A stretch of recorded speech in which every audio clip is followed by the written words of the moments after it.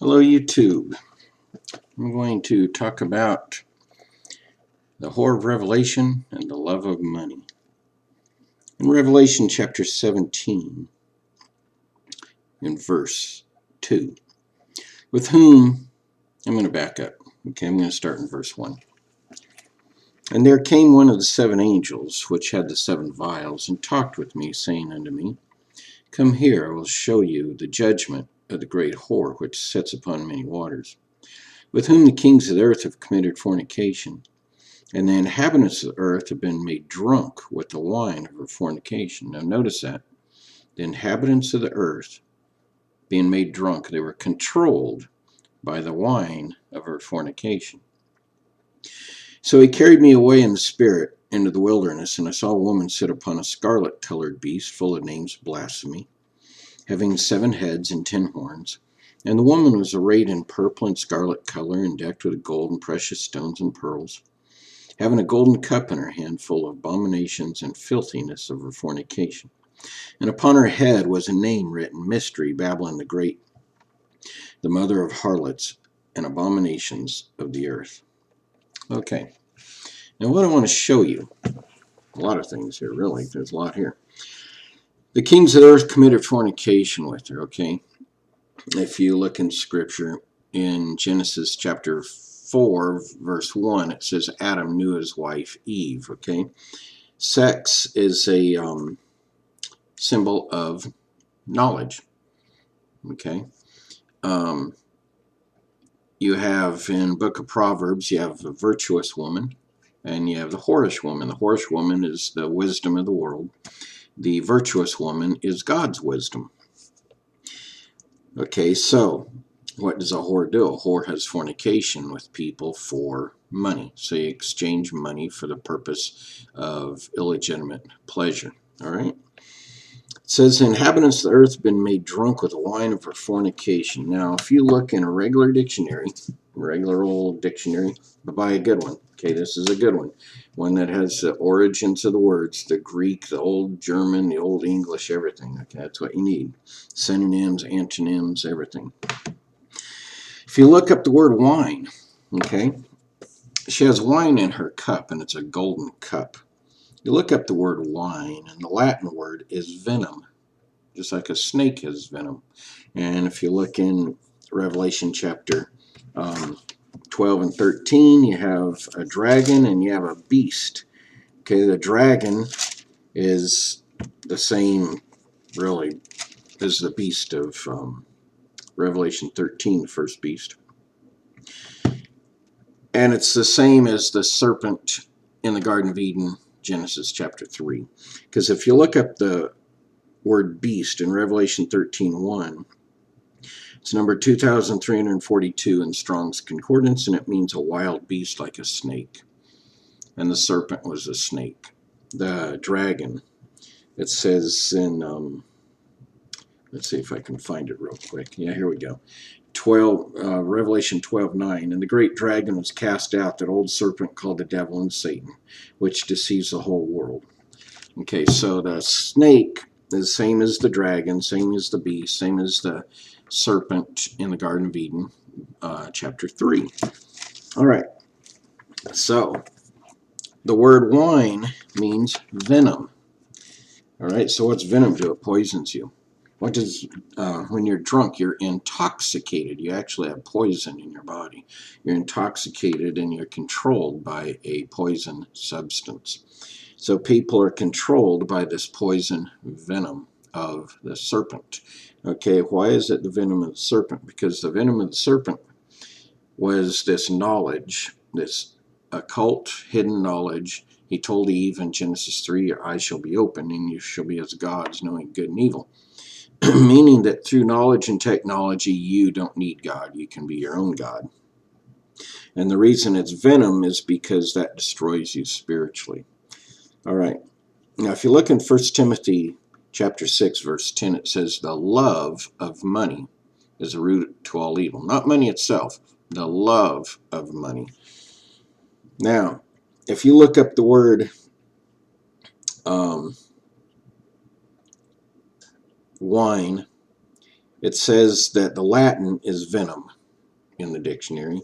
The Old High German is the word win, W-I-N, just like people win in sports, and everybody just, they love sports, even though it came from religious rituals to the Greek gods. Okay, and the word win, if you look up the word win from the dictionary, the Latin means Venus love charm, from the goddess of Venus. And Venus was the goddess of productivity, love, and beauty. Okay, productivity. It talks about the whore of Revelation, that she is the mother of harlots and abominations of the earth. And here you have Venus. She's the goddess of productivity, making products, and the goddess of love and beauty. Now look at the products that are offered that catch people's heart, that people will put materialism above God because of this beauty of products and this love of money. Okay, then if you look at the word venerate, okay, venerate pretty much means the same thing as worship. It also means Venus, love, charm, same thing. And then if you look up venal, which is connected to venerate. Venal comes from the same words, the same root words, means it's akin to the Greek, I can't pronounce it, but it's O-N-E-I-S-T-H-A-I. It's a Greek word, means to buy. And then it also means price and capable of being bought for money or valuables. And so here this woman has a golden cup with all these abominations and the filthiness of the wrath of her fornication. Okay, now why is it going to cause God's wrath? It's because it causes people to move away from God. Then if you look up the word vend, everybody's heard of a vending machine. Latin means to sell, to dispose of by selling, to utter publicly, to publish. In other words, to go out and to the public and sell things. You can, like people say something and they'll make up a lie, and they'll say, do you think they'll buy that? That's what that comes from. It's the word vend, to publish something. And so if you tell a lie and people say, oh, I don't think that jury will buy that, and that's where it comes from. Okay, it comes from the whore of Revelation, comes from vend and venerate. And then a vendee, I bet you didn't know this, a vendee is somebody that buys stuff. So when you go to a vending machine, you are the vendee, and the vendor is the seller. Now if you look up, if English words are very interesting, because if you look up words with the same, how you pronounce them the same, it's really interesting what you see, because the word sell, S-E-L-L, sounds just like C-E-L-L, okay? And a cell is a place where you put somebody in jail, and a cellar is a place down underneath a house. They're both hidden, okay? Comes from the occult. A cell means hidden. Cellar means hidden. And it's really interesting, because here the selling means hidden. It's connected to this hidden, forbidden knowledge of the serpent of Genesis chapter 3, because it is this, it's obscure, and people don't realize that there are a lot of different baits Satan uses to catch people's hearts. See, Venus, the god of love, goddess of love and beauty and productivity, and look what America does. They produce things, they say that you have to constantly improve, and they're all the time putting out commercials on television trying to get people to buy their products, and it catches people's hearts. Cars do, big houses do, everything. And it says, Mystery Babylon the Great, having a cup in her hand full of abominations and filthiness of her fornication. Why is it abominations? Because anything that turns people away from God is an abomination.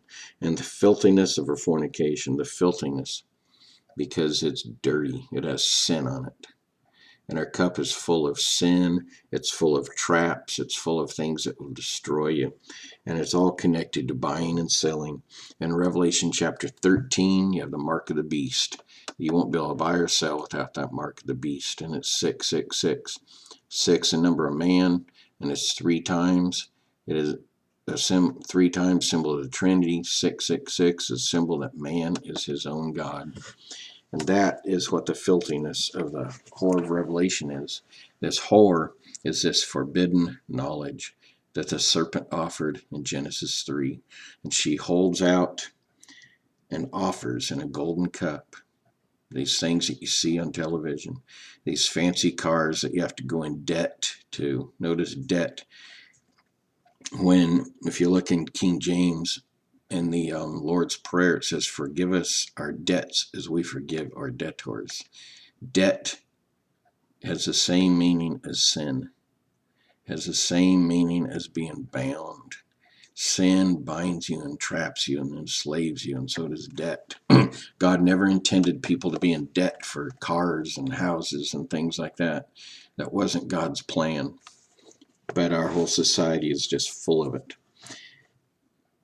And Mystery Babylon the Great, she's the mother of these harlots. She's the mother. This knowledge is the mother of all these abominations.